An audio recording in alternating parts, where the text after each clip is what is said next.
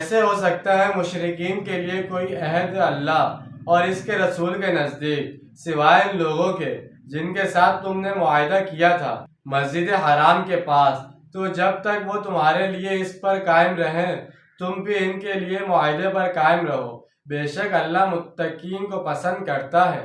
فتح مکہ سے قبل صورتحال ایسی تھی کہ مکہ مکرمہ پر حملہ کرنے کے سلسلے میں بہت سے لوگ تذبذب اور الجھن کا شکار تھے۔ بعض مسلمانوں کی بیوی بچے اور بہت سے کمزور مسلمان جو ہجرت نہیں کر پائے تھے ابھی تک مکہ میں پھنسے ہوئے تھے۔